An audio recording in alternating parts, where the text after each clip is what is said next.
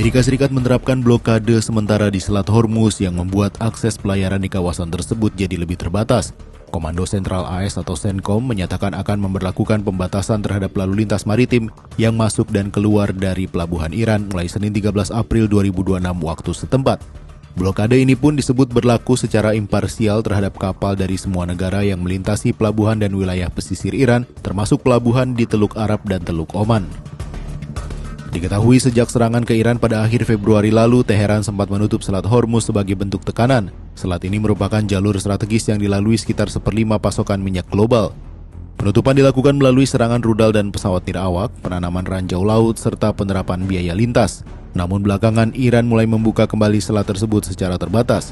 Sejumlah kapal dari Cina, Pakistan, Malaysia, Thailand, dan negara lainnya telah diizinkan melintas. Mantan Komandan Sekutu NATO Laksamana Purnawirawan James Stavridis kepada CNN pada Minggu 12 April menyebut memblokade Selat Hormuz akan membutuhkan 2 gugus tempur laut kapal induk untuk memberikan perlindungan udara. Selain itu dibutuhkan selusin kapal perusak dan fregat yang beroperasi di luar Teluk Persia. Dengan kata lain butuh setidaknya 2 kapal induk, lebih dari 20 kapal perang jenis lain untuk memblokade Selat Hormuz. Sementara untuk perlindungan udara perlu banyak jet tempur dan aneka pesawat lain. Sementara itu, Trump mengaitkan tujuan blokade dengan upaya untuk mencegah Iran mendapatkan dana untuk berperang. Blokade berarti memutus ekspor minyak Teheran. Sejak perang berlangsung, Iran adalah satu-satunya negara di kawasan yang mampu menjual minyak dengan kapasitas yang stabil. Oleh karena itu, Iran untung besar ketika harga minyak melonjak pesat. Pemerintahan Trump menggunakan pendekatan serupa terhadap Venezuela. Washington memberlakukan blokade terhadap minyak mentah di Laut Karibia hingga Samudra Hindia sebelum menculik Presiden Venezuela Nicolas Maduro pada Januari lalu.